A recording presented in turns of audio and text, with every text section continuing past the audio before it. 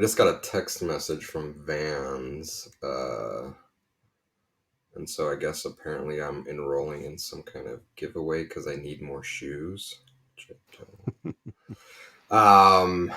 So yeah, I got that going on, and I have a huge backlog of books, and I got a package in the mail yesterday. He sent me some coffee, so I can stay. I think she likes to keep me highly caffeinated.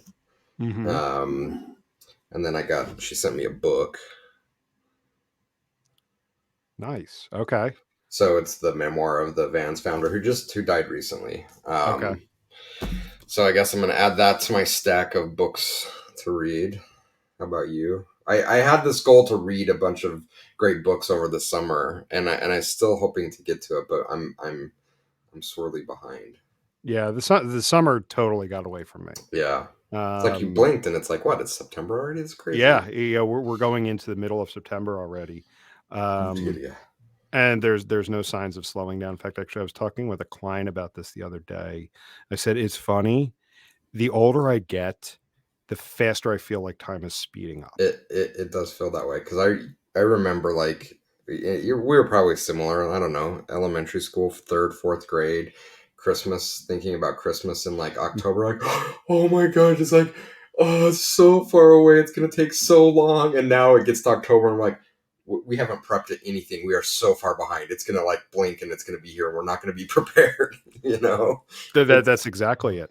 it's Um, crazy. it's the exact same thing. I think of the Christmas example, because yeah, when you're that young, it's like you're checking off the days, and now it's like I know Thanksgiving's here, I know Christmas is going to be here like that. Yeah, So, it's so and it's weird because I mean I've done a lot over the last 20 years. I've done some traveling, done a lot with work. Um, I've done a lot of things, but I also don't know where the last 20 years went.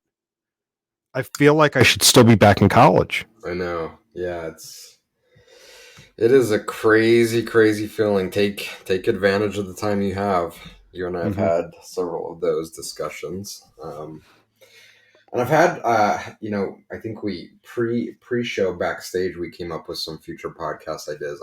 I was thinking about another one this week because I've had three conversations. Well, there's been three opportunities for two conversations, and I'm going to create the third around the same topic. So this morning, uh, I didn't make a latte because I ran out of some supplies. So I'm having tea this morning and I'm drinking it from my nice Patagonia camp mug. And it's a little on the pricey side. Um, but man, it's such a good mug that feels good in your hand, and like the quality of the insulation that the drink stays warm for a long time is awesome. And I was thinking about it because also this week, I had a conversation with Jim Gordon about rice cookers.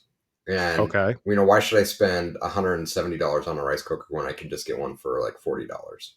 And I had a similar conversation with Hila last night. She's like, well, what's the difference between like a $40 chef's knife and a $140 chef's knife?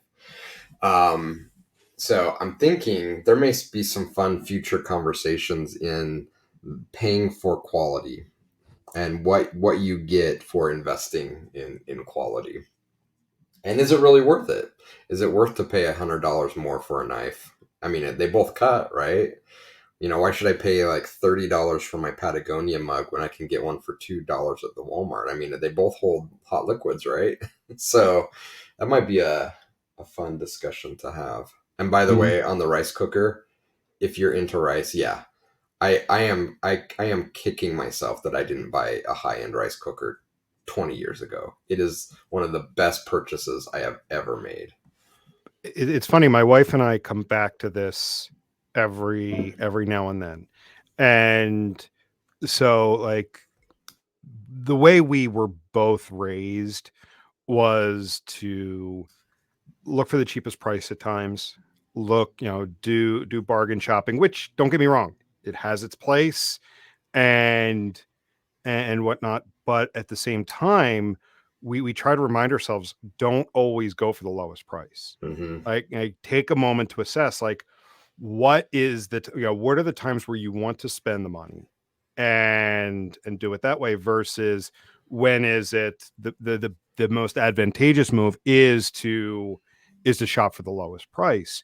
And we do, like, a lot of times, especially when it comes to stuff for the house, we've learned just from experience that the lowest price, chances are you're going to be buying it again.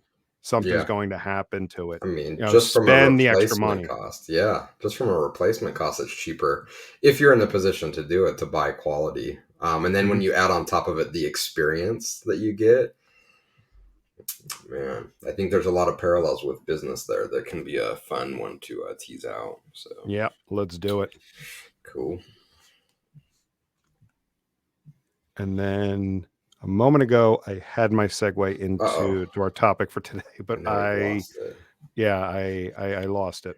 Well, I mean, sometimes you just have to cut right to the hook. Yeah, you know, let's jump right into it today.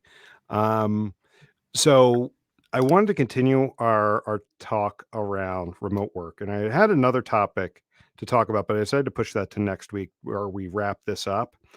Um, there was something you posted on social media the other day that made me think, like, yes, this needs to be our talk this week. So right now, like, this fall was supposed to be the return to the office, the mass return to the office. But what we're seeing is that, you know, in many areas, many companies, it's being delayed and even delayed indefinitely.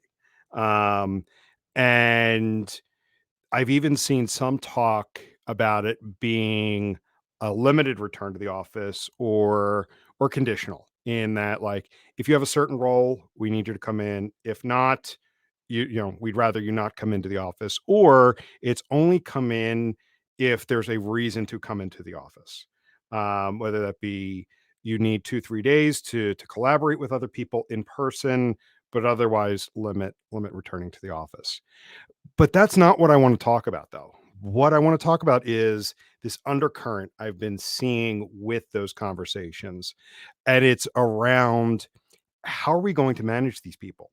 If our return to the office is now delayed indefinitely, or even we're going to convert the office into something else, how are we going to manage them? And this conversation, because last week our conversation was around the extreme sides of a debate.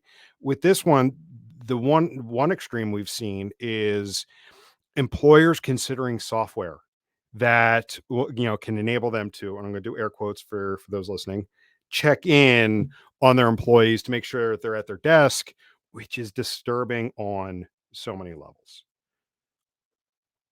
So, You saw my I mean, LinkedIn post, right? That's oh yeah, that's I the read one it that and I'm like, triggered this is it. Yeah. it. So I'm gonna put that in the show notes. And I mean, there's so many things that come to mind with that. I mean, the fact that, you know, this disturbing level of, you know, I can check in on someone, and, you know, that implies using the camera, because hey, in the office I can walk up behind you and see what you're doing. Um, with that too, but the first question that actually comes to mind is, are people that unoriginal that this is the only way we can manage a team remotely? Well, I think one, people fear change. Um, and so they push back against any type of change. Two, yeah, I mean, unoriginal, they don't want to put the hard work into figuring out how to do this, and so the easy answer is that let's just replicate this other thing in this other environment.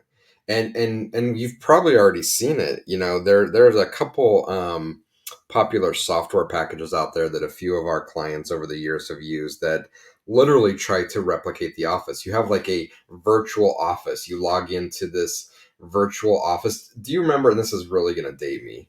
I had an NEC computer in college, and it came preloaded with this Windows software that was like a bedroom scene, and like it had like a word processor sitting on a desk. If you wanted to launch your word processor, you would click on the word processor. It had a calendar on the wall. If you wanted to launch the calendar, you clicked on the calendar. I don't know if it was like something unique with this NEC computer in Microsoft, but anyway, it was kind of like the portal to your computer was this virtual room. And I don't know if Okay, you've yeah, seen I don't it. remember that software, Okay. but I had an NEC computer in college too, but I don't remember that software. We've seen something similar with some of these larger companies we work with. They're running this software that is basically that. It's a virtual room, and like people have offices, and you go to there, you get on this website, and you walk your little avatar to this virtual office, and then you get in that virtual office with someone, and then you click on them to have this conversation, and it just feels like uninspiring, unoriginal. The office is so important. Let's try to replicate it as much as possible, even if it's like a virtual view of the office. And it just has me shaking my head. So, I mean, I think it's a combination. To your question, I think it's a combination of one, people just don't want like change, so trying to cling to whatever it looked like before. We want to replicate that now as much as possible. And two, people just in general don't like to put in a lot of hard thinking work. And this is hard thinking work. This isn't an easy problem to solve, and it takes a lot of thought and mental processing to figure out how to create um, a strategy where this works for your organization. And people just don't like to put in that time. So that to me is why we're kind of going down this path of let's just try to replicate it as much as possible in the off, at remote like we had in the office. Yeah, because I mentioned multiple times on here uh, last year with the school district my wife used to teach in. When they announced that they were going remote, the first thing that came to my mind is you actually have an opportunity Mm, to really come up with a way to help these students through this tough time of really working with them, and all they did was just copy the classroom onto a computer. yeah, So you had all of these teachers, right. all of these students sitting for 6 hours a day in front of a screen, Yeah, and just the teacher there dictating and the students just sitting there and just sitting there. yeah. It doesn't work. No, It it just didn't work. People were yeah, so frustrated with it. no, Students were frustrated with it. Students just stopped coming to class. yeah, And the teachers were frustrated because it was hard to get the students to engage, yeah. and nobody was happy. Yeah, and I think you're going to see that same parallel in business. If you just try to take in the office and virtualize it, it is not going to work. Employees are going to be unhappy. Employers are going to be unhappy and frustrated. You're going to have to take the time. And look, I give both educators and employers a pass at the beginning of the pandemic because everyone was scrambling, and so it's like let's just make do with what we can.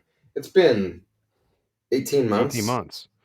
We've had time, and we've had time to really think about what are we going to do going forward. So at this point in time, there really isn't any really great excuses for not having put the time into thinking about how we should do this in a way that it's something new. It isn't something we're just trying to replicate the, as you say, same old, same old. This is a new scenario that we need to think about in new and creative ways. Yeah. And you brought up a good point there about, like, at first everybody was just scrambling. And while there was initial chaos at first, people kind of settled in, Yeah, and there was no need for this kind of oversight, this need to create the virtual office. right. um and yes, there was a need at first. Everybody was on webcams, everybody was on Zoom on Zoom video chats. But what I've seen after that is a lot of people just started turning off their camera. Companies are like, don't turn on the camera unless you absolutely have to.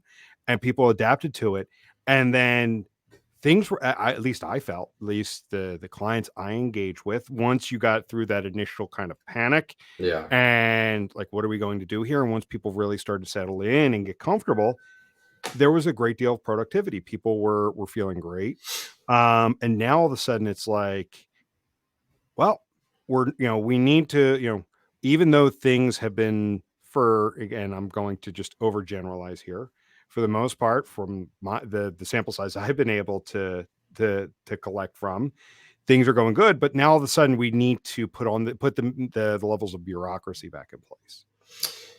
yeah. I mean, we're getting to that point where as much as many organizations have thrashed against the thought of allowing employees the continued opportunity to work remote, the writing's on the wall, and they're starting to accept it now. It's like this is going to happen, and so now the brain starts thinking, "Uh-oh, how are we going to keep tabs on them and make sure they're not messing around?" And we need to make sure that they're actually doing work. And the the driver for creating the post I did on LinkedIn was this. I can't remember if it was a survey, but there was a post someone put up talking about, what levels of surveillance from your employer are acceptable to you as an employee. And there was one guy completely unironically saying, "Well, I don't understand why any of this is even a problem. Like, your employer has every right to, like, sit over your shoulder, look over your shoulder, see what you're doing all day, see what time you come in, see what time you leave, watch everything you're doing. Why shouldn't they have that same functionality for you working remotely?" And I just cringed. I'm like, oh, this is such a slippery slope that we are going down. And to be fair, this really isn't new. I may have talked about this on a previous podcast episode. What was it, 2004, 2005? I was at Omniture, and there was a pretty firm understanding that your butt is in the seat at a certain time, and you don't leave before a certain time. And we were all on a shared instant messenger. I want to say it was AOL instant messenger at the Most time. likely. Yeah, I think it was. And it has the little green dot if you're active and the yellow dot if you're away. And come to find out, the managers were using that status on AOL Instant Messenger to see who was sitting at their desk. And some enterprising engineer in the company wrote a little piece of software that he distributed to everybody and sent it around and said, "Hey, just run this and it will keep your icon green the whole time." So, like, this isn't new. Like, this has been around for a long time, but it's starting to get to the point now where you remove the office entirely, where it's becoming very, very concerning from a privacy standpoint. And even bigger than that, to me, it's just a trust standpoint, that we now are talking about really invasive surveillance software, um, in order to allow employees to go remote. And just as a parallel, because I have a friend that is doing remote learning at the higher ed level, and he's sharing with me some of how that is set up, and I just want to vomit. It is so. I mean, I get it to an extent of why they're doing it, but he said, like, for taking a quiz in a class, they've contracted with a company out of India to proctor the exams. And, like, you literally have, like, multiple cameras on you in your home setup, and someone in a call center in India is watching you the entire time. And there's certain things you can't do, like you can't take your hands out of sight of the camera, and you can't have certain things on your desk. And it's like, this is so wrong on so many levels. And we can go down a freaking hole on this from a higher education level, but it gets to I think there's a parallel. So from a higher education level, this has always been my frustration with higher education, is that the emphasis is on the grade and the paper degree, and not on what you learn in college. And that's what this is. Like, they're so concerned about protecting the grade that they've lost track of their mission, and that is to teach and to learn. And it's the same with the office. Like, we're losing our vision of why we even have employees. Like, our employees are there to create value for our customers. And we've lost that. And all of a sudden now it's like, no, no, no, the value of our employees is how many hours they're physically typing on a keyboard. And it's just nonsensical to me. It just is. It's not good in Yeah. either of those scenarios. Yeah, and there's a couple things I want to talk to about that point, but, like, we'll start with the last one. I forget who I was talking to recently, and they're they were asking me, and they're like, "Well, how does your company know if you're doing a good job?" And I said, "This is in many ways subjective. It's simple, but it works. Our clients happy? Are Yeah. do clients feel like they're getting the value that they should be getting? Do they feel like things are productive? Do they feel like we're helping improve their state? If the answer is yes, then then yes, like I'm quite everything is doing no. fine. It really isn't more complicated than that. I'm sure there's lots of nuance to like the bits and pieces and Oh yeah, expectations it's in a overly role. simplified. But in general, that is the answer. And it's the answer to so many things. And it's funny you bring that up because I got into a debate last week with someone because I have such an issue with the Inc. 500 awards. It just, they really grind my gears, man. I'm like, to me they don't tell the full story of what's happening in a business. And I got into a bit of a debate with someone that said, well, those are important because they use those as marketing to attract employees, that they're a great company. I'm like, this seems backwards to me. Like as a potential employee, I would want to look at your customers and say, are your customers happy? Because if your customers are happy, then I know you have a setup in your organization where your employees are happy and your employees are doing things that are important, because that translates into customer success and customer happiness. And so for me, that I would much rather look at that than, oh, you're on the best places to work. I want to work for you. It's the same thing here, right? Is that that again, we've oversimplified it, but that is the measure. Are the customers that Jim is working with, are they having a great positive experience and are they happy? If the answer is yes, that's then he's doing his job, right? We don't need keystroke loggers and cameras and tattlers to say how long like he was sitting in front. We don't need any of that. Hmm. This is not necessary. Yeah. And so then when you were talking about the higher ed example, I hadn't heard that. And that just further takes takes the creepiness level up multiple notches, Yeah, in my opinion. Like, I mean, that so is incredibly scary uncomfortable to say the least. because I mean that conditions those people to be constantly watched. And I think back to this consulting firm I interviewed with like 14, 15 years ago. And like I got a bad feeling right away. And then like my subsequent conversations just confirmed it and I walked away. But when I went into the office for the interview, they had software that they had designed themselves to Mm, keep track of people. So you were sitting in your desk and are you active on your computer? What are you actively logging? So you have this piece of software running on your computer that you're saying, okay, I'm working on this project, then I'm working on this one. And then they had a giant screen in the middle of the room that kind of showed everyone's current work and what they're working on, how long they've been on this item down to the task level. And then they had a screen for that in the director's office. So at any point he could look up and see who's active, who's been inactive and all of that. And I'm like, that's just no. Yeah, no. and again, I think a lot of this goes back to how we've built our education system and our employment. I think probably post World War One, post World War Two, where it was built around factory work, and we've taken that same mentality and we've tried to overlay what it took to run a successful factory, and we've overlaid that on top of knowledge work. It's just such a broken system to do that. We're taking two completely different paradigms for doing work and we're saying, okay, and again, like it's a great kind of parallel to how we started the conversation. Let's just take what worked in the office and apply it to remote work. It's as silly as saying, well, let's just take what worked in a factory and apply it to knowledge work. Like this is the same level, right? If it didn't work to apply the model of factory work to knowledge work, it's not going to work to apply the model of knowledge work in an office to knowledge work remotely. It is that different that we have to think about it differently. And if we try to overlay this framework, it is simply going to fail miserably because it just doesn't work. And we find ourselves kind of scratching our head when we think, man, look at all these companies, they're billions of dollars and all the smartest people in the world. Why are they not creating anything really important?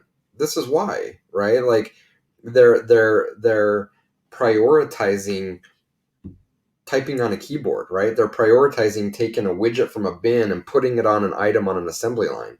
But that's not what we do. We think we're knowledge workers. It Yeah. has that title for a reason, and it interesting timing. I'm reading this book on product management right now, and the chapter I was reading last night was on ideation. And the author, she mentioned the importance of thinking time when it comes to product management. And she said, oftentimes when we're in brainstorming sessions or we're sitting in front of our computer looking at mocks or reading customer feedback, we get stuck. And she's like, some of my most valuable ideas or came to me when I got up and left. I went for a walk around the block. I got in my car and I drove somewhere. I'm going to go grab something to eat. That's when the breakthrough came. And when we prioritize the typing on keyboard, we're basically saying that thinking time is not important. And then we wonder why our employees aren't coming up with creative ideas and solutions. And we're just kind of, again, I'm going to use your same line because I like it. We're just kind of doing same old, same old. And it's Yeah. like, well, yeah, that's because that's what you are asking your employees to do, whether directly or not. This framework you have in place of watching them is telling them it's more important for you to type on your keyboard than it is for you to do deep thinking.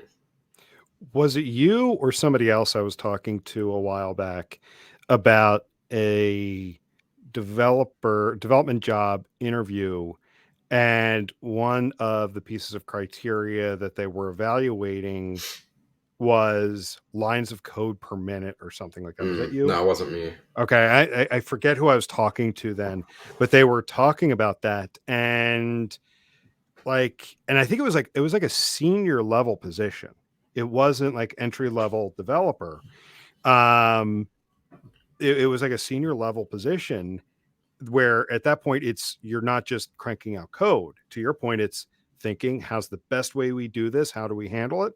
How do we architect it? Right. Lines of code per minute is inconsequential. No, that's meaning. Yeah. Yeah. And these things are really important, especially where we're talking about putting numeric measures on how well our employees are doing. Again, we see this all the time in our work. Whatever you decide to choose as your metric, that's what you're going to manage against. And so if your employees are being compensated and rewarded on lines of code written and speed of that, they're going to write a ton of code really, really fast. Doesn't matter if it's good or not, because that's what you're rewarding. So you have to be really, really careful. And again, as employees are staying home and companies, we're not going to be able to stop it. They're going to roll out this software. They're going to roll out this measurement. And some executive is going to have some fancy dashboard that he's going to be proud of that says, here's a list of all my employees. Here's active time. Here's timekeeping. I guarantee you they're going to have keystroke loggers, and they're going to be like number of keys pressed per minute. These are metrics that executives are going to look at, and they're going to start measuring that, and employees are going to see it, and it's going to change employee behavior where they're going to start mimicking the things that they're being measured on. And Mm-hmm. that's not necessarily a great thing, because oftentimes they're the wrong metrics. And Mm-hmm. and then as a company, again, we're going to sit back and wonder, wait a minute, why aren't our employees creating anything great? This is Yeah. pretty well. We created that. Yeah, it's that great story from Scott Adams' book, The Dilbert Principle. Mm-hmm. Like, this is Which I one have story I'll on never my forget. key. I have What's it on that? my bookshelf somewhere. Yeah. Like, this is something I read this book like 20 years ago, and I'll never forget this story. At that point he was a software developer, and a new corporate quality initiative came down from on high, and it was a you know I forget the amount of money he used, but it was like a small dollar amount for bugs found, small dollar amount Mm, for bug fixes. And he's like, overnight, a black market of bugs and fixes popped up between the developers and the QA folks. And yeah, they started doing that. Hey, we're fixing this many bugs. We found this many bugs. We're finding more bugs now, so we're doing better. and that absolutely happens. And Oh, it absolutely does. I was a software engineer once too in the early 2000s, and I saw that happen on my team. And I don't think it was. I don't even think that the engineers were purposefully doing it. It was. I think a lot of it was subconscious. So there were. So at that point in time, there was this popular grading, and maybe it still is. I don't know. Mechanic with employees where you grade on a curve, and you have to force a standard normal distribution. So let's say you have a team of 10. You have to have 2 high performers, you have to have 2 low performers, and then you have to have 6 performers, the fat part of the curve. And everyone noticed that the high performers, which came with a bonus, were the ones that were working late night to fix bugs and issues with the software. And then come to find out, again, I don't want to say this was a conscious decision, but come to find out, it was the same engineers that were introducing the bugs into the system that were fixing the bugs to get the bonuses. And again, the bad side of it is they were doing it purposefully. I think I choose to believe that it was just subconscious that the system rewarded them for fixing bugs, so it lowered the quality of their day-to-day work to allow bugs to be introduced so they could fix the bugs. And it just is a weird system that we create, and we never question it. Like, these systems stay in place for decades without anyone going in and questioning that, is this actually producing the output that we expect it to? Yeah. It reminds me of this one agency I worked for where one of your quarterly goals was your billability rate. Mm-hmm. Like that was the goal. It wasn't just used as a measure to say, hey, listen, you're not billing enough. What are you spending your time on? It was, which I mean, we don't agree with, but again, it wasn't even used in that context. It Yeah. was, your goal is this. So of course you found people finding every which way to justify down to 15-minute increments that they spent time on a client. Do you know the bad outcomes that sometimes creates? Oh yeah. Clients like, you billed me this much this last month or this quarter. What was that actually spent on? I was deposed once. Well, I've been deposed a couple times. I was deposed once where a client claimed that the company that I worked for was fraudulently billing. And I'm not gonna say one way or another, but it was a very, very heavy-handed focus on hitting your billable utilization rate. And if you didn't hit it, you were going to get whipped. And so that caused the employees, again, consciously or subconsciously, to most likely fake hours. Absolutely. I think we've probably all done it to one degree or another. Any of us that have worked under a billable hour model. Well, let me couch that by saying any of us that have worked under a billable hour model where the management team, where our success and employability was based on our utilization rate, 100% of us in those scenarios have fudged the numbers. Not drastically, not I did 1 hour work, I'm going to bill 20, but I did 15 minutes of work, I'm going to bill 2 hours. Absolutely. Absolutely has happened. I guarantee it. And so again, like, that is going to be the output of these programs that these companies put in place. And I just don't think they're thinking about it. They're thinking about just the surface level discussions. How can we make sure that Jim gets up, turns on his computer at 8 o'clock, sits there for most of the day, we'll allow him a lunch between 12 and 1, and then he can shut down around 5:36. We need to buy software to ensure that. What they don't understand is they're going to create outputs that they don't want. And having seen it many, many times, it just makes me question the competence of upper management in these companies to say, have you never seen this happen before? Have you never been in a scenario where you picked the wrong metric and it created the wrong outcome for you? Has that never happened? I find it hard to believe it's never happened in your career. So why aren't we learning from these mistakes of the past and saying, wait a minute, is this really the output that we want to create, or are we trying to create something different? And then let's align a framework that allows us to properly measure that. Because yeah, sure, I think there's an importance to measurement. We can simplify it again to, is the client happy or not? But other companies are going to have much more complex measures, and that's okay. But you have to pick the right measures for the outcomes that you want to create. And I'm really concerned right now that these heavy-handed approaches of just literally spying on your employees all day is not going to create the outcomes that companies want to have created. Mm-hmm. Yeah, I have no doubt that's going to be the result, because all I can think of is, yeah, like to the point where I have software where I can check in via your webcam to see what you're doing. You'll just have people that are just sitting there doing nothing. Yeah, And hey, I'm sitting at my desk. that's right. But remember, that's happening now in the office, right? We're just making it more toxic. And that was to my point on LinkedIn on my post. I said, you know, a lot of the stuff we were doing, and to this guy's comment, I don't understand why this is wrong. Like, we're already doing this in the office, and it's wrong now.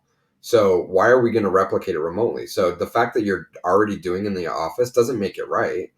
Like, you're empowering, or you're telling your employees that it is much more important for you to sit at your desk doing nothing than it is for you to do something else, which is not sitting at your desk, which may be more important.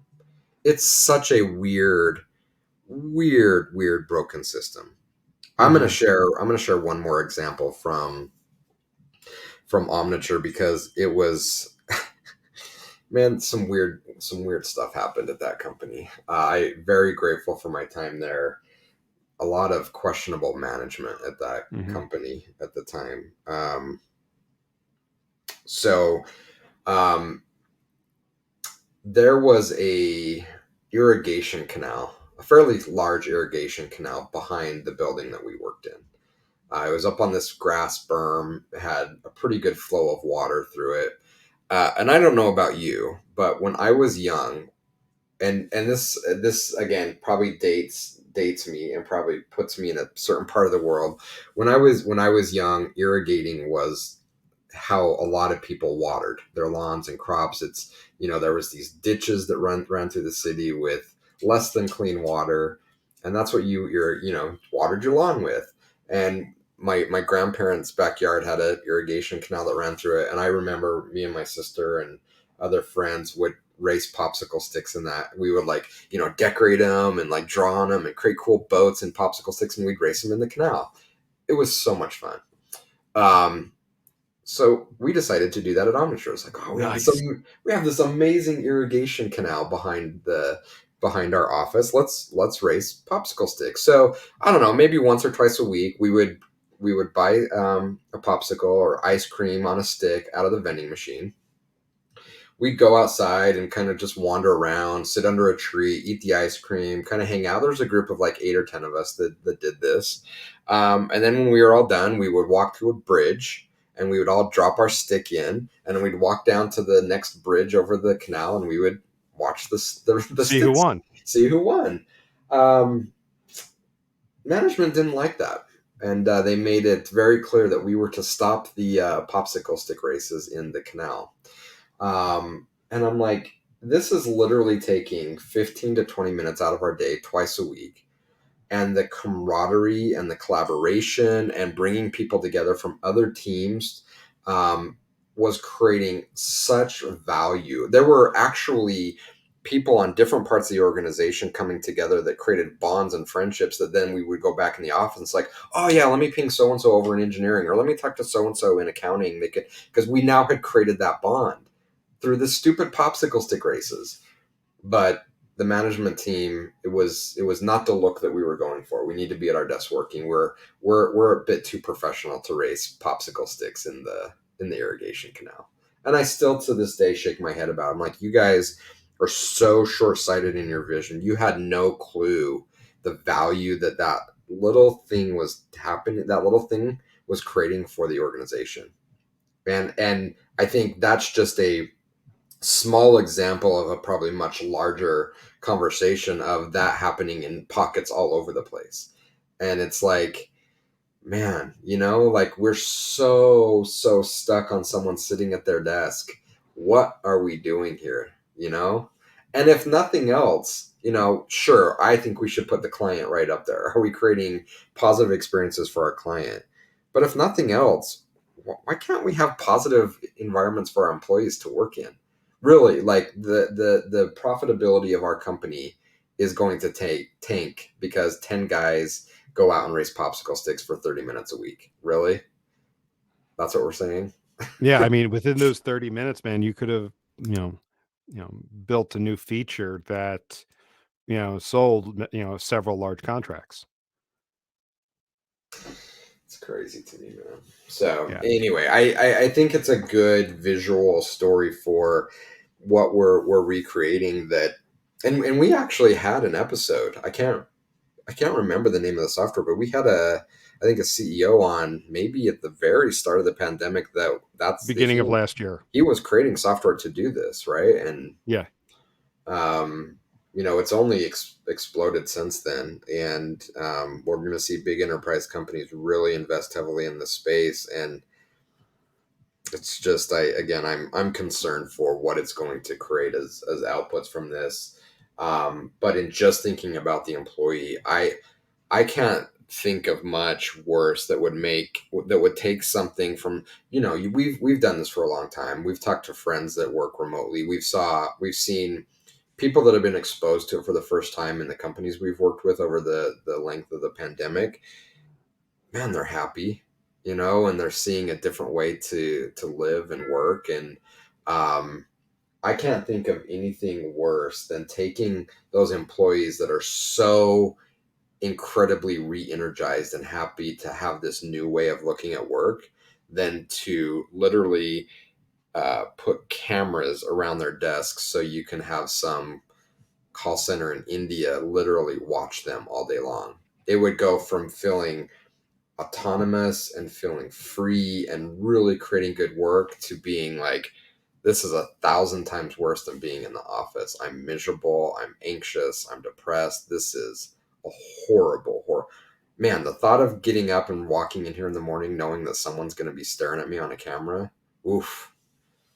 No The, way, the, the, man. the creepy factor of that alone, it furthers like this desire I have right now to just move to a cabin in the middle of nowhere. Like there are times like, Yeah, man. seeing some of these creepy things start to come in, it's like, like move to rural America.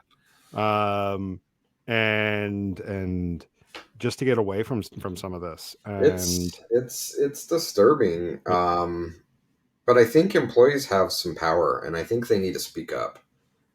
Because right now there are lots of companies that are open to providing good remote work experiences, and top employees are in demand. And so if you're an employee and you have options and you're creating massive value for the company you're working for, and they're starting to roll out these surveillance systems, I think it's your duty, it's your obligation to speak up. Because if we don't, then this is going to happen, and it's going to, I think, potentially set things back. I don't know how far, a lot. We've made some tremendous progress in providing employee autonomy through the remote work movement. There's lots of archaic things that this World War II factory inspired office needs to be fixed still to this day. But I really fear that em- uh, employers adopting a remote strategy out of, they have no other choice, and so they're going to take these very toxic decisions, is going to set things back incredibly far. I think it's going to create a wave of mental health problems with employees. And if you're an employee, if you're a manager and you're in a position to say something that can have an impact, I think it's your obligation and duty to do so.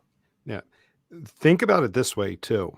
Going back to what that one person said, we're already doing this in the office, Yeah. and a lot of people become miserable with the office. Hmm. I mean, I know I could never go back into work in an office, and I never enjoyed it. I always had this, desire to not be in the office. But if you're then going to put these kind of measures in place for people working from home, think about it this way. If Yeah. you're going into an office, you can get away from it. You can go home. Yeah. If they're putting these measures in place In in your your home. home, Yeah. you can't get away from it. Yeah, it's a very, very dangerous road that we're going down, and I'm quite fearful of what it could potentially become. Hopefully the counterbalance of so many organizations taking a more healthy, positive approach to this will balance it out, but that is yet to be seen. Yeah. And one of the things I want to kind of leave us with is, and this is something that's always kind of stuck in my head is why can't work be fun? Because if you think about it, we we work 40 plus years of our lives. If if you want to say, hey, you know, and at least for us, graduate college at 22, we work 40 years or 45 years until we're 62 or 67. Why do we want those 40 plus years to be miserable? Why can't we have some fun? That, I mean, that is the question. And I think a lot of it has to do with the structure of how we look at work. And I need to do a lot more study and research on this, but just anecdotally, again, I think it seems like there was a fundamental change in work somewhere around the two big world wars. And that fundamentally changed how we educate, how we work. If you remember, at the time, um, there was a focus on getting people in factories to create munitions and other supplies for the war.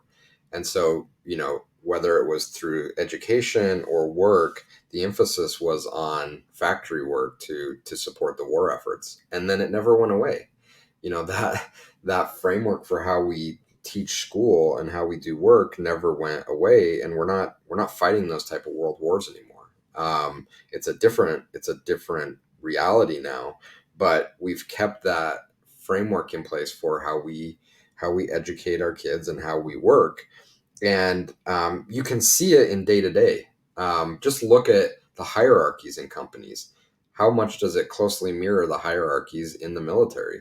Just look at the terms we use going into battle, the war room, there's so many terms in business that we use that are borrowed from the military, and it's not coincidence. It's because work was fashioned after the military to support the war effort, and war isn't fun. you know Being in battle isn't fun. So I think until we get to a point where we can change that narrative, that we're no longer working to support a war effort, and we change the whole structure and paradigm of work, it's always going to be a challenge to have work fun, because what it's modeled after, war, is not fun. Yeah, and to talk about that for a second, I think it started with the Industrial Revolution, but then amped up to your point. It really amped up between with in the first half of the 20th century, and it's just never gone away. Yeah. It's like they doubled down or tripled down on the mindset that was introduced with the Industrial Revolution of having these people on an assembly line working through things, and then just amped it up, and yeah, it's just never gone away. Never gone away. And so, I mean, I think that's a And great answer to your question of why it's not fun. yeah, no, it's a very good point. It is a very good point. And kind of going back to your example with higher education, like the multiple cameras while you're taking a test in your home, like I got to ask, what is that conditioning people to be used to? hmm I mean, it's conditioning them to be autonomous robots, not autonomous humans, right? Hmm. It's conditioning them to be a robot that does what the master says, like take this, put that there. And that's how constrained this testing proctoring system was. Like, you have to look this way, hands here, like we're robots now. And it continues to reinforce that factory work mentality, that this is how we work, and this is number of widgets produced, lines of code written. That's what's most important. Hmm. But it Yeah. And just so what isn't. you have now is the potential for that to slip away. So they have to bring back the constraints of the office. I think Yep. that's ultimately kind of coming back to our initial question is it's to bring the constraints of the office to something which could be very freeing for many people. Not to be hyperbolic, but that's exactly No, what but we need. it's such a critical time in how we think about work. We have, the pandemic has been hell for a lot of people and really hard, but something good has to come out of this. And for me, this is such an ideal time to rethink both education and work. This is an opportunity for us to say, okay, it may have worked at one point, but it's no longer working now. Let's not continue this. Let's rethink how we think about work, and let's do this differently. We have an opportunity to do that now. Let's not let it pass by. Yes. Agreed. So let's go ahead and wrap up there for now. I think those are great closing thoughts. So cool, man. Well, this has been fun. Yeah, I'm loving good one. this remote work topic. It's something we get asked about all the time. Yeah. So we will go ahead and wrap up for now and catch everybody later. Thanks for listening. All righty. See ya.